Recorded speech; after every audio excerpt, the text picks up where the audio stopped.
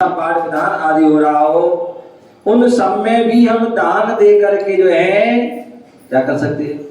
हमारे तो भी दान वीर हैं बाबा जी। जहां मौका मिल जाए वहां हर चीज के लिए तैयार रहते हैं। क्या तैयार रहते हैं, मौका मिलना चाहिए। बोले कह रखे हैं भैया कहीं कुछ हो तो मुझे बता देना। तो ऐसे बहुत सारे लोग हैं जो अपने आप के सौभाग्य को दिखाते हैं।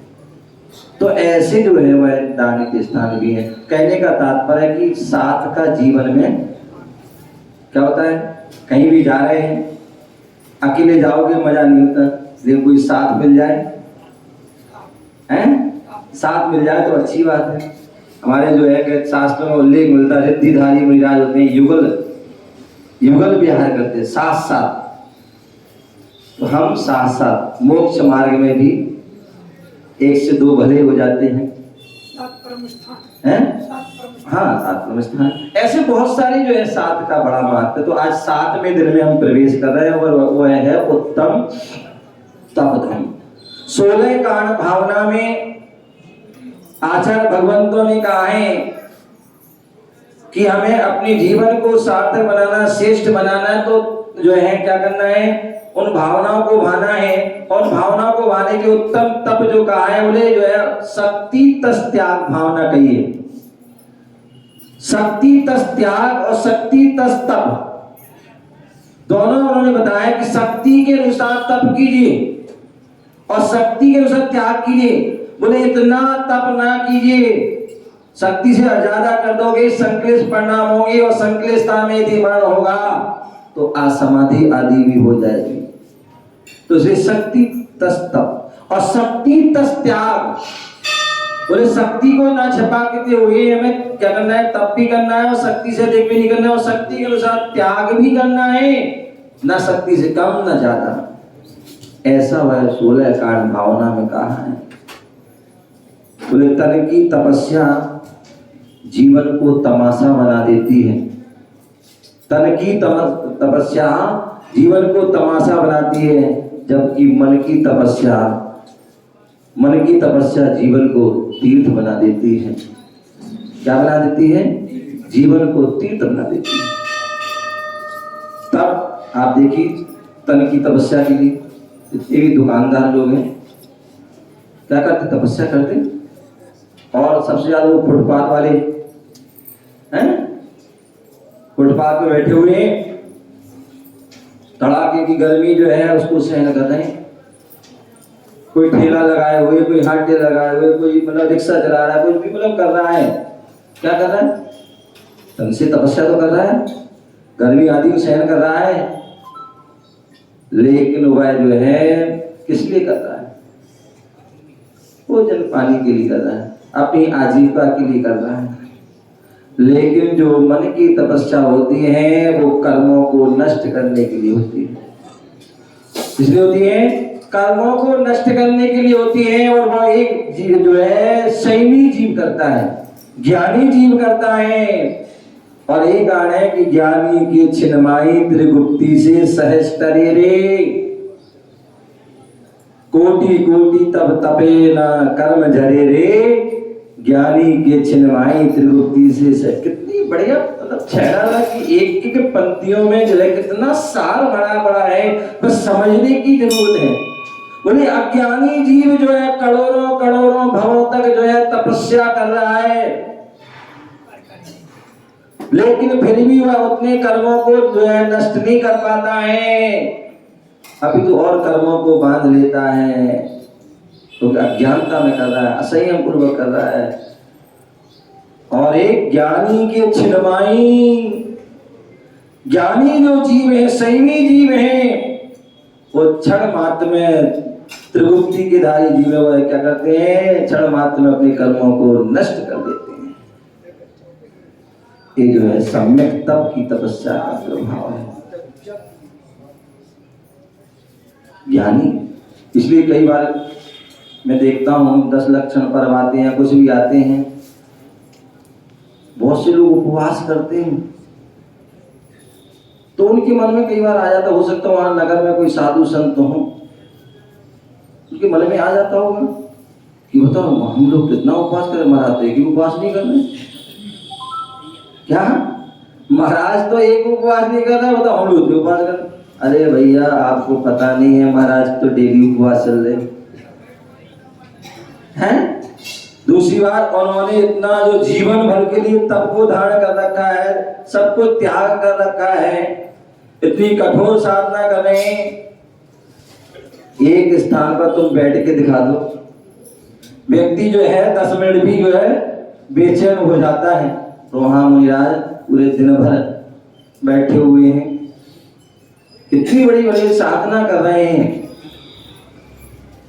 यदि आपके पास कोई ना हो तो आप बेचैन हो जाओगे, और ज्यादा लोग आ जाए तो बेचैन हो जाओगे, और वहां कोई भी नहीं भी हो तो भी वह चैन से रहते हैं, और सब कुछ हो, सब लोग हो तो भी उन्हें कोई बेचैन। तो वो तो उनकी अद्भुत साधना है, उनकी कोई बराबरी वो नहीं। उपवास कर रहे हैं फिर भी, आप लोग तो उपवास करते हो लेकिन फिर भी कर्मों को बांध लेते हो। क्यों? मुझे याद है, खासतौर से बुंदेलखंड के लोग तो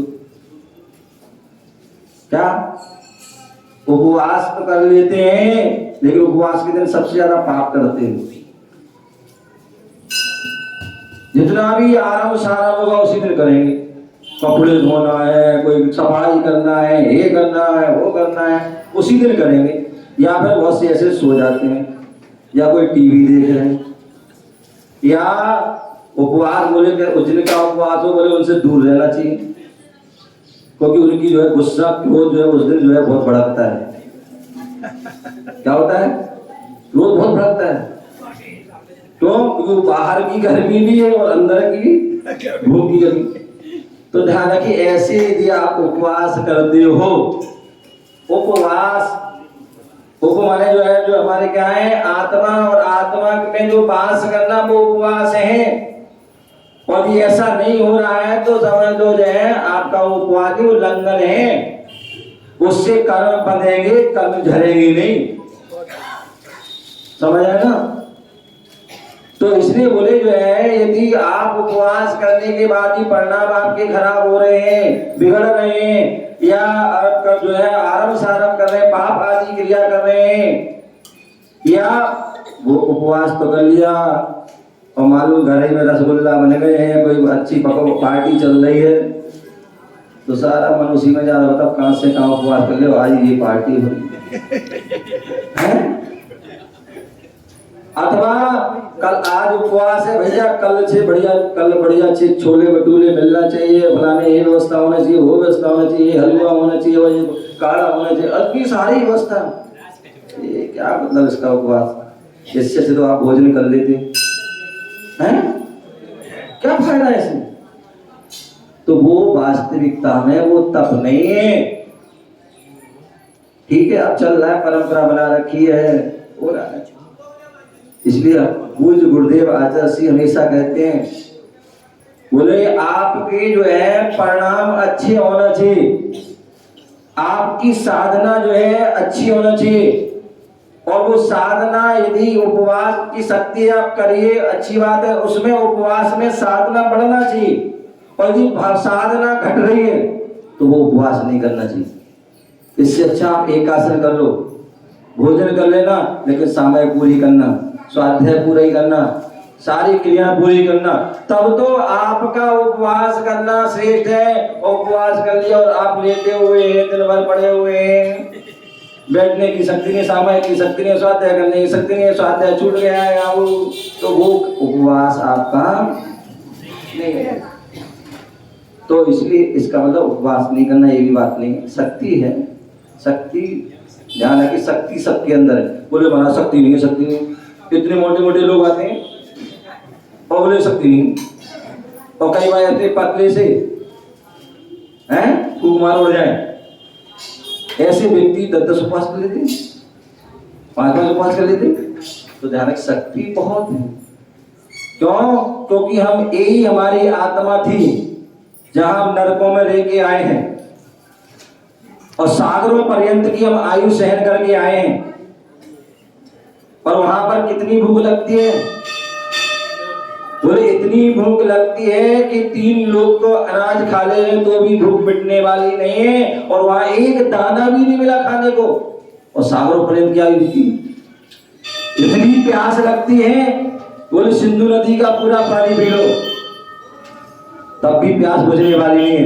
लेकिन फिर भी एक बूंद आप वहां रह के आए हैं, एक बार नहीं अनेक बार रह के आए, सहन किया नहीं किया। आप जो है त्रिंच अवस्था में देखिए, त्रिंच अवस्था में जानवर पक्षी बन जाते हैं, मूक रहते हैं, प्यास लग रही है, भूख लग रही है, लेकिन कष्ट हो रहा है, लेकिन फिर भी कुछ नहीं किया नहीं पाए, फिर भी वहां पर सहन किया। और यहाँ पर हम सारी सुविधाएं फिर भी वो ले सकती नहीं। ये सब जो है हमारा प्रमाद है। शक्ति तो बहुत है, अभी कोई गुस्सा लड़ाई झगड़ा हो जाए, फिर देखो 1 दिन क्या 3 दिन का उपवास हो जाए हैं। गुस्से में देख लो, वैसे कहीं उपवास शक्ति नहीं हो, गुस्से में आए तो भी 3 दिन उपवास कर लें, हो जाएगा। अथवा आप लोग कहीं जा रहे हैं, रास्ते में जा रहे हैं, गाड़ी से जा रहे हैं, सुनसान में पहुंच जाते हैं और वहां गाड़ी बिगड़ गई, कोई व्यवस्था नहीं है, पूरा दिन निकल गया, भूख रहे ना, सहन हुआ नहीं हुआ, दुकान में बैठे हुए, सारा का समय आ गया है, सांस लेने की फुर्सत नहीं कर रहे, खाना रखा भी सामने, फिर भी अरे रहने दो भी, आने दो भी तो हैं। सुबह से शाम तक हो गया, लेकिन फिर भी अभी भूख नहीं, क्योंकि तो वो दूसरी भूख का पूर्ति हो रही है, वहां भी सहन किया। तो इसलिए कहने का तात्पर्य है कि जो हम जो साधना करते हैं अज्ञानता पूर्वक जो है, असंयम पूर्वक, तो वो हमारे जो है तपस्या, वो सही तपस्या नहीं, सही तपस्या तो वो है, हमारे आचार्य भगवंतों ने कहा है सही तपस्या क्या है, बोले कर्म क्षयातम तपते इति तपः। जो कर्म के क्षय के लिए जो है किया जाता है, तब वो जो है तप है।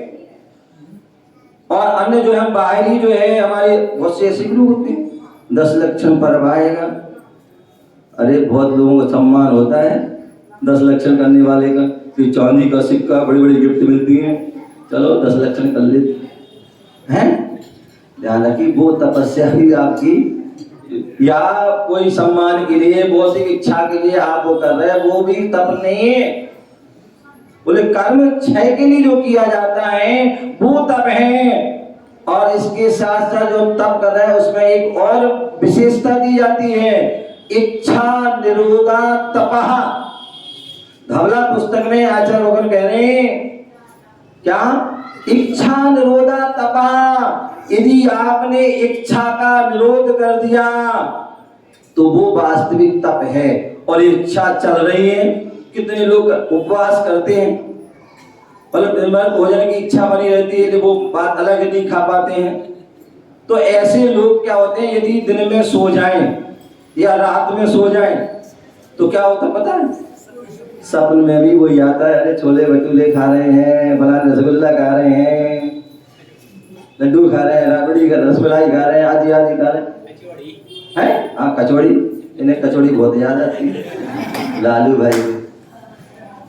तो वो मतलब क्या है, बोले सपन में भी ध्यान रखना। आचार्य कहते हैं, आचार्य भगवान कहते हैं, यदि आपने त्याग किया है तो ज्ञात अज्ञात स्वप्न में और जागृत किसी भी अवस्था में यदि आपने भोजन के लिए इच्छा हो गई, भोजन कर लिया, तो वो दोष लग गया।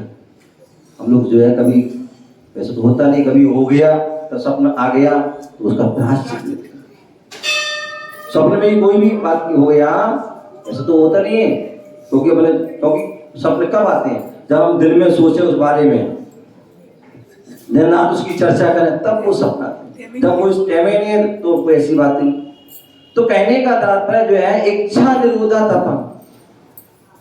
आप जो है इच्छा को निरोध कर दिया तो वो तप है वास्तविकता, अन्यथा वो तप नहीं है। अन्यथा आप लोग महिलाएं बड़ी समझदार है, और बुंदेलखंड की तो खासतौर समझदार, 10 लक्षण पर आ रहे हैं, हरी नहीं खाना है तो क्या करेंगे, भाजी सुखा लेंगे, कहीं नींबू का रस सुखा लेंगे, पता नहीं क्या क्या कचरियाँ सुखा लेंगे और चिप्स वगैरह, पता नहीं कितनी सारी लोग आराम से आराम करते हैं।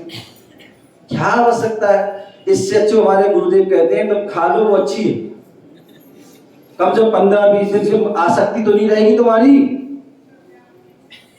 क्या 15-20 दिन से जो भाई आसक्ति चल रही थी, महीनों से वो आसक्ति चली, वो नहीं रहेगी।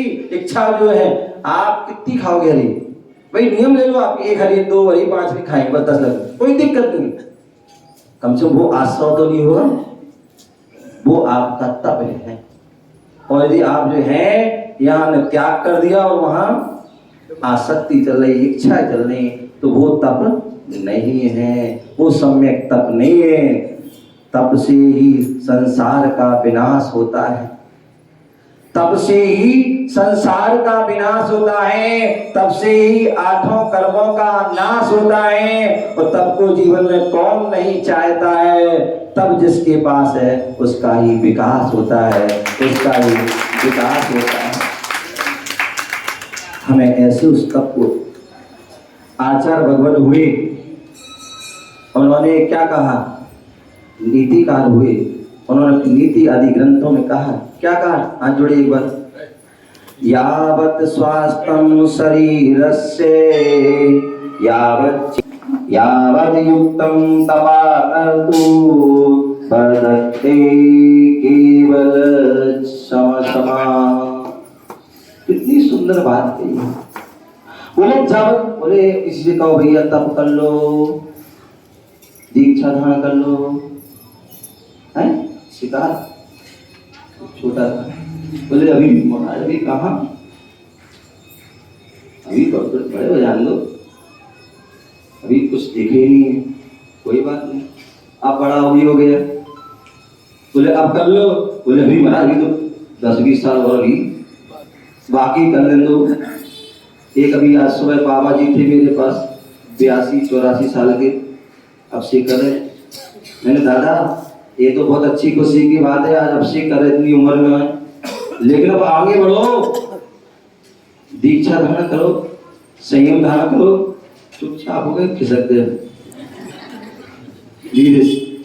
बोले व्यक्ति था उससे युवा मतलब जो बचपन में कहा जाए तब भी वो तैयार नहीं हो पाता, युवापन में कहा जाए तब भी वो तैयार नहीं है, और वृद्धापन में कहा जाए तो भी वो तैयार नहीं। यहाँ आचार्य बोले यावत् स्वास्थ्यम शरीर से, बोले जब अभी आपका शरीर स्वस्थ हो, शरीर तंदुरुस्त है, इंद्रियां आपकी प्रसन्न है, सजग है, तो तप कर लो, ये उचित है।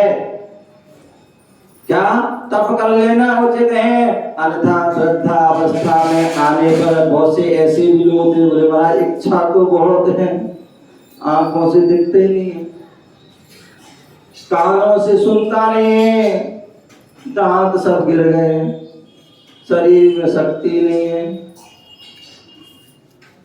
तो वो फिर बहुत से चाहते वो भी नहीं कर पाते।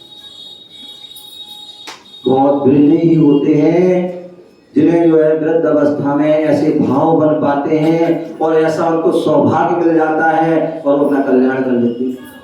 अभी हम लोग छतरपुर में थे, आचार्य विशुद्ध सारे सानिध्य में पंचकड़ा चल रहा था,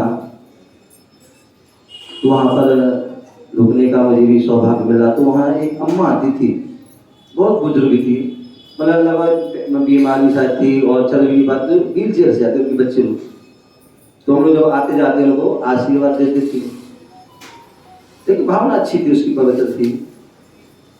अभी स्वास्थ्य खराब हुआ होगा अभी, और वहाँ से ब्रह्मलीन सागर जी निकले, यहाँ को बुला लिया गया, और जब स्वास्थ्य आदि खराब देखा तो उनकी सबकी भावना को देखा तो उनको चुल्ली का दीक्षा दे दी,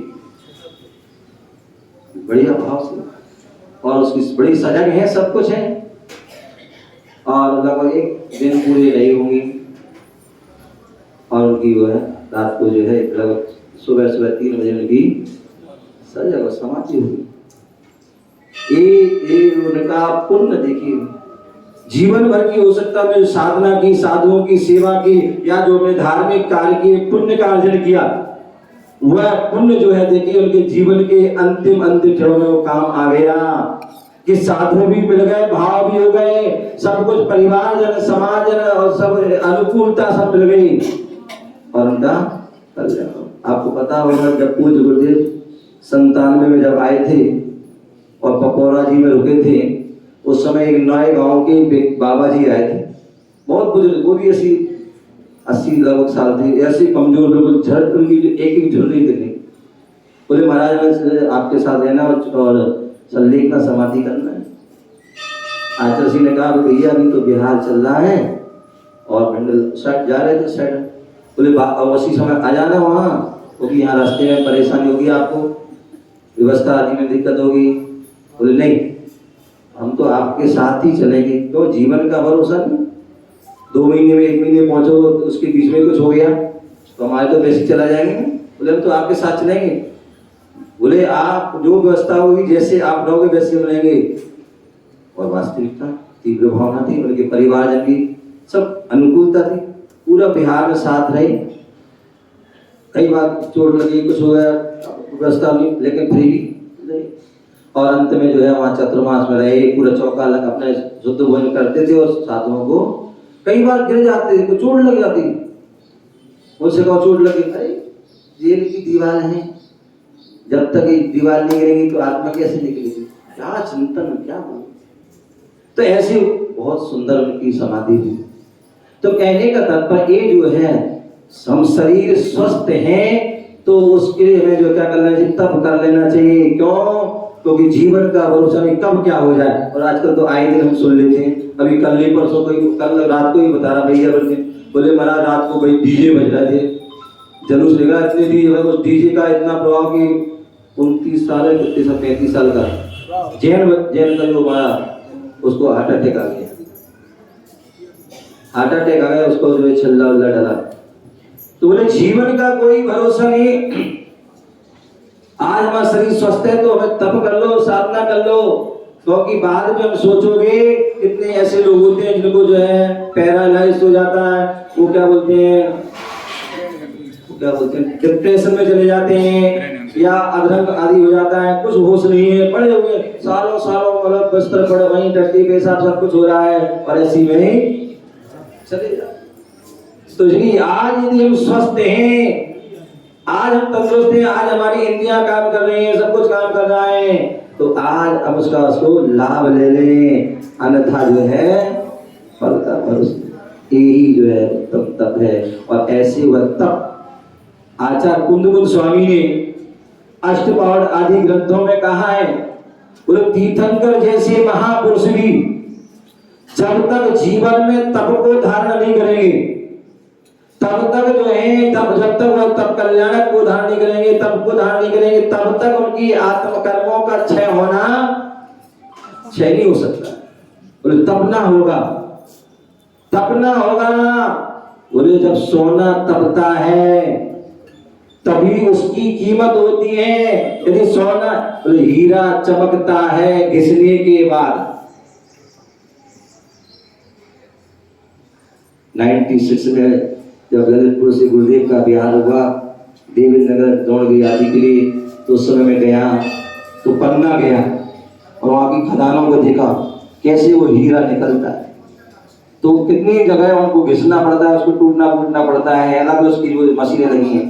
तो बोले हीरा चमकता है घिसने के बाद, सोना चमकता है तपने के बाद, और मेहंदी रंग लाती है घिसने के बाद, और जीवन महकता है तपस्या के बाद।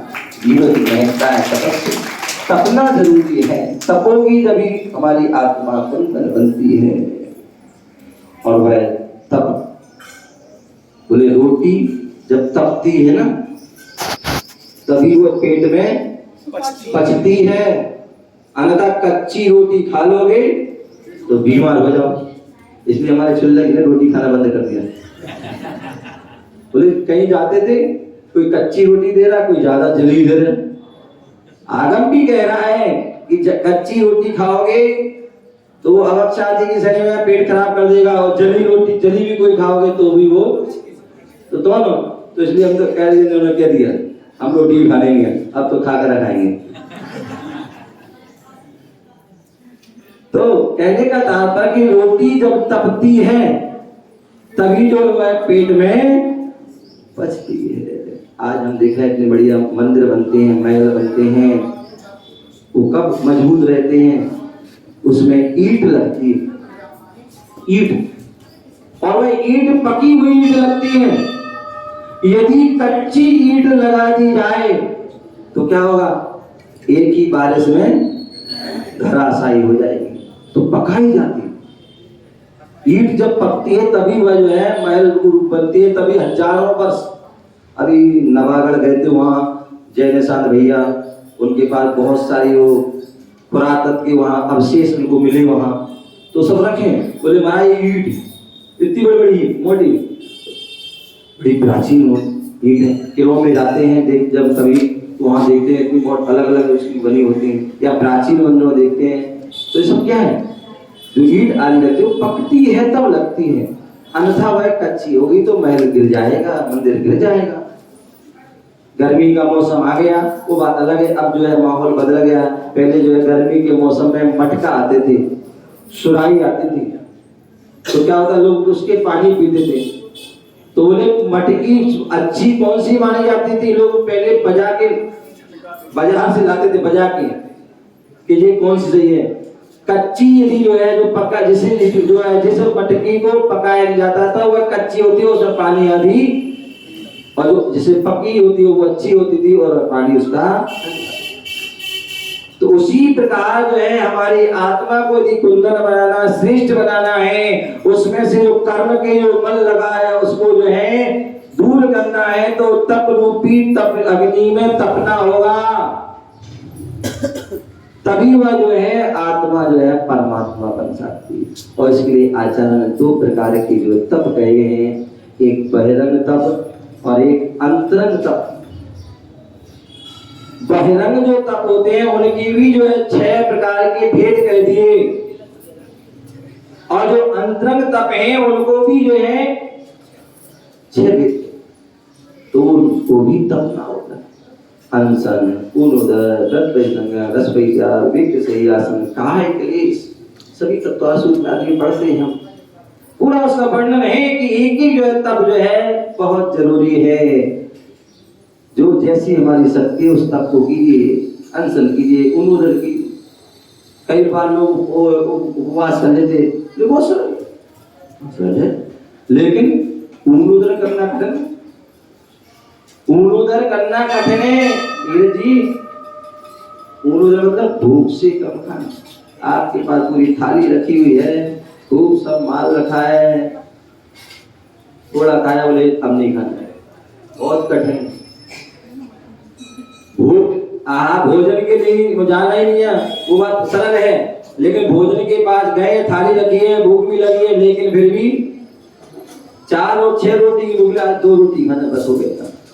ये पूर्णोदय है, ये बहुत अपनी इच्छा को लो, तो ये तप है पूर्णोदय। व्रत परिसंग याद जाते हैं आहार के लिए, बोले महाराज आपकी तो बड़ी केड़ी भिड़ी थी, हैं? क्या थी? केड़ी भी थी। बोले अरे केड़ी नहीं थी, बहुत सरल थी, तुम नहीं समझ पाए, मैं क्या करूं? तो एक व्रत परिसंग साधु का होता है। वो बोले साधु कहते, एक साधु होता है और एक भिखारी होता है।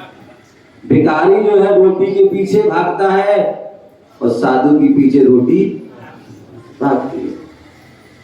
इसलिए वो अपनी जो है सिंहचर्या से जाते हैं, दीन बन के लिए जाते हैं, कोई हमें दे दे, कोई ऐसा कर, बोले सिंहचर्या से जा रहे हैं। और जहाँ अपनी विधि मिलती है वहां जाते हैं, अन्यथा हमें नहीं मिली तो प्रसन्न बाप गुस्सा नहीं होते, दूध नहीं उड़ा लेते, घरे कोई बस नहीं। एक रस परित्याग, अपनी जिह्वा इंद्रिय को बस में करने की रसों का भी त्याग, ऐसे वह जो है वह तप करते हैं। उसी प्रकार जो बाह्य तप दिख रहा है, अंतरंग तप जो दिखने में नहीं आता और जो अंतर की भावना से होता है, और वह प्रायश्चित। गलती हो गई, लोग तो क्या करते हैं, चोरी और सीधा चोरी करते हैं, कि गलती होते हैं, गलती कोई बताए तो मानने को तैयार नहीं। लेकिन वहाँ जो ज्ञानी जीव है, जो संसार से भयभीत है, वह कहता है छोटी सी छोटी गलती हो जाए भैया तुरंत वह तस्वीर छान अपनी आलोचना निंदा कर रहा है और गुरु के पास जाकर के प्रार्थना करता है, आलोचना करता है, प्राचीन वो अंतरंग, जब अंतरंग से भाव होते तब वह प्राचीन हो, अंथा हुआ है प्राचीन। और वही कर्म छह में कारण प्राचीन विनय, विनय करना वो भी राज भैया वृत्ति साधु आए और चले गए, लेकिन फिर भी हमारे भैया वृत्ति के भाव नहीं हो पाते, उनकी सेवा के भाव नहीं हो पाते हैं, नहीं सौभाग्य मिलता इसका लाभ। स्वाध्याय, बोले स्वाध्याय परम तपः, बोले उपवास आदि करना परम तप नहीं कहा, लेकिन स्वाध्याय को परम तप कहा।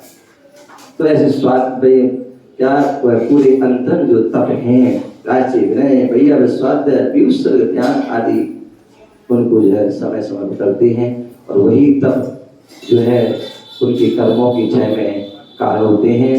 प्यारे बंधु, हमें अपने जीवन में उन तपों को देखिए, वो तप साधु के भी होते हैं और श्रावक के होते हैं, दोनों के आवश्यक कर्तव्यों में वहां भी उनके लिए तप कह दिया, उनके लिए भी जो है तप जरूरी है। तो वहां श्रावक भी तप करता है अपनी यथाशक्ति और साधु भी तप करते हैं, तो तभी वह कर्मों को क्षय कर पाते हैं। और श्रावक अपने षट कर्तव्य का पालन करता है और साधु भी अपने षट कर्तव्य का पालन करते हैं, क्योंकि षट आवश्यक जो अवश्य करने योग्य है वो आवश्यक है। मुनि आज अपनी समता वंदना स्तुति आदि जो है सारे वह अपने कर्तव्य प्रतिदिन करते हैं, एक भी छूटता नहीं है, उसमें एक भी थोड़ी सी भी कमी आ गई तो उसका भी प्रायश्चित लेते हैं। तो श्रावक को भी अपने षट कर्तव्य का पालन करना चाहिए, अन्यथा श्रावक तो आज इतना होशियार है, अपने षट कर्तव्य करता नहीं है, भूल गया है, और साधु के षट कर्तव्य देखता है कि साधु महाराज कर रहे हैं कि नहीं कर रहे हैं, तो उनकी कमी देख रहा है। अपने मूल में उन्हें पता नहीं है, लेकिन उनके मूल में पूरे याद है, पूरे याद है, पूरे पालन हो रहे हैं। ध्यान रखिए, हम अपन बोले हम जैन धर्म कहता है हमें दूसरे की लोटा नहीं छानना है, हमें अपना लोटा छानना है। पहले अपना कल्याण किए, फिर तो उसके लिए साधुजन अपना कल्याण पहले करते हैं, और उसके बाद समय मिलता है तो श्रावक को उपदेश आदि के माध्यम तो करते हैं। उसी प्रकार श्रावक को भी अपने सत्य कर्तव्य का पालन करना चाहिए। साधु अपने धर्म का पालन करते हैं, श्रावक को भी अपने धर्म का पालन करना चाहिए। तो श्रावक के षट कर्तव्य में सबसे पहला कर्तव्य है देव पूजा, और अंत में दान। और कुंदकुल स्वामी ने रहन सार में क्या कह दिया, उन्होंने अपनी बात अलग कही, विशेष दानम पूजम मुखम सावय धर्मो, बोले दान करना है और श्रावक को पूजा करना है, ये उसका धर्म है। टीकमगढ़ वाले बहुत पुण्यात्मा भी, मैंने पहले भी कहा था, बहुत धर्मात्मा भी हैं, वह ये दोनों काम जो है करते रहते हैं, दान भी करते हैं और पूजा भी करते हैं। भगवान महावीर स्वामी जो शासन नायक, उनकी जन्म कल्याणक महोत्सव का कार्यक्रम आ रहा है, और अब जो है निकट ही है, आज का ही दिन शेष है, आज एक तारीख, आज का दिन शेष है, और कल सुबह ठीक 6 बजे से यहाँ से भगवान की जो है उनकी शोभा यात्रा वहाँ पार्क के लिए प्रस्थान करेगी। सभी लोग अपना समय का बिल्कुल ध्यान रखें, जिन्होंने अपने नाम नहीं लिखाए हो वो अभी से, जो हमारे यहाँ कमेटी के लोग बैठे हैं वो नाम लिखा दें, अभी से रजिस्टर करा दें, और जिससे कि आपको जो है वह मौका महाअष्टा जो पहली बार यहाँ पर आपके लिए यहाँ पर हो रही है, अरे विशेष तौर से उसमें आप जो है उसका लाभ लें, और अपने अपने नाम सब परिवार उसमें बैठे। और यहाँ पर हमारे जो सूर सागर पाठशाला की जो कमेटी है, यहाँ बहुत अच्छी व्यवस्था बनी है अपने अपने कार्यक्रम की। तो उनका एक कार्यक्रम जो है साल में उनको शायद 2 कार्यक्रम मिलते हैं, और उस बड़े धूमधाम से धर्म की प्रभावना करते हैं। और उसी श्रृंखला में जो है ये अपनी इस बार जो है, मैं तो समझता पता नहीं कोई बूढ़े लोग होंगे, मेरा सूर्य सागर पाठशाला का नाम, कोई बूढ़े लोग कोई होंगे, मतलब वो करते होंगे।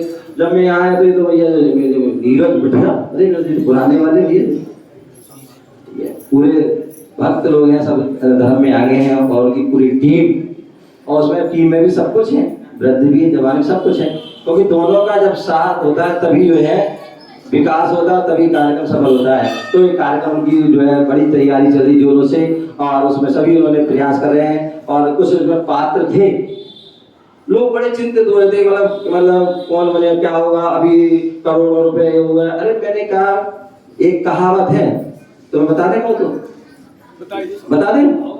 बोले मैंने बहुत पहले सुनी थी, अब वो कितनी सत्य हो सही है तुम विचार लेना।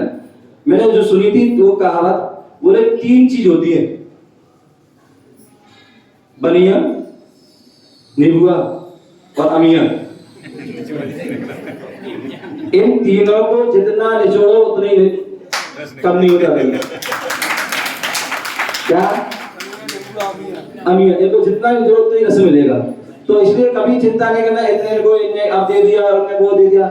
मैं हमेशा देखता हूँ और अनेक अनुभव हैं कि जो है कई बार व्यक्ति जो है बोले कौन देगा क्या होगा, कुछ नहीं, आप अच्छी भावना से काम कीजिए। कब कौन सा व्यक्ति किसकी भावना बन जाए और अपना जो है उसको सौभाग्य प्राप्त कर ले।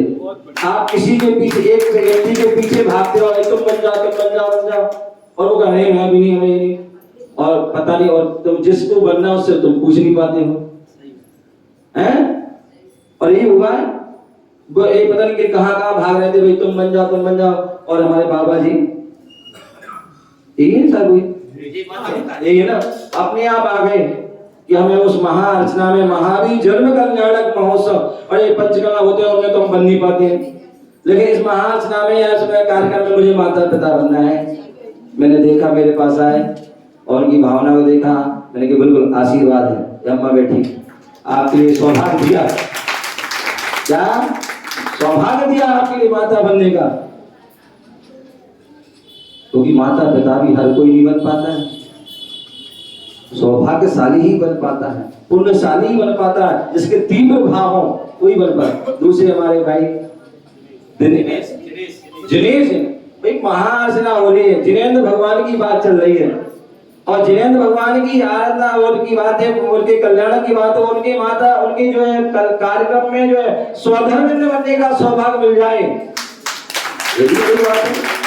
शहर आ गए भैया, और बोले कोई आया था मेरे पास सुबह, बोले रात को 10 बजे 11 बजे तक यहाँ वहाँ भागते रहे, कोई नाम ही नहीं आ रहा है, और ये घर नहीं पहुंच पाए हुए, उनका फोन आ गया, इनके पास गए नहीं। बोले शहर अब ये मुझे सौदर में बनना है, कितनी कोई भावना है। जिनेश जैन जो है उनके लिए सौभाग्य प्राप्त हो गया कि जो है हम सौदर में उस जन्म कल्याण महोत्सव के कार्यक्रम में, जहां पर भगवान महावीर स्वामी का 2622वां जो है कल्याण बनाएंगे, उसमें स्वधर्म बनने का और भी 2-4 शायद एक आध तो बात तो और कुबेरे या गिनाएगा, लेकिन अभी क्लियर नहीं हुए। अरे ना वो हो जाए, टेंशन नहीं, तो वो सब हो जाएंगे, कोई टेंशन नहीं। पर आप लोग भी चाहते हैं कि आपको भी मौका मिले, मौका मिले तो आपके लिए भी एक खुला ऑफर है। एक तो आप जो उसमें आप जो अपने नाम लिखाई दें, दूसरी बात आप उस महाअर्चना में उसमें आप यदि सहयोग करना चाहें तो आमंत्रित हैं। और वह क्या आमंत्रण है कि इतनी बड़ी महाअर्चना हो रही है जिसमें संभवतः जो है कम से कम 1000 लोग तो बैठेंगे ही। हमारे सोनू भाई भी सब तैयारी कर रहे हैं, अपनी मेहनत कर रहे हैं और अपने सबको प्रेरणा दे रहे हैं, तो लगभग 1000 लोग तो कम से कम बैठेंगे ही।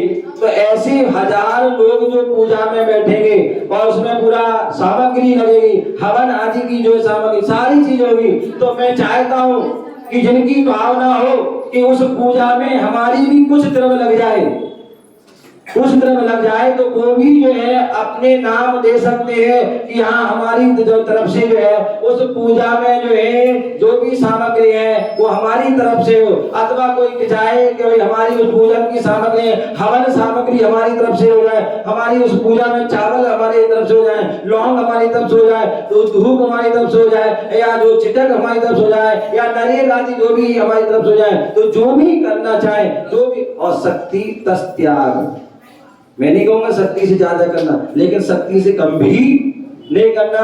तो इसलिए आपकी जो भी इच्छा हो गुप्त में, मैं नहीं चाहूंगा कि जो है आप अगर नहीं बताना चाहे बताएं तो बहुत अच्छी बात, नहीं बताना चाहे तो गुप्त में जो है हमारे यहाँ कमेटी आदि के लोग हैं उन पर जो है उनके पास अपने अपने नाम, क्या वाह देखिए नाम लिया और आगे हाजिर हो गए।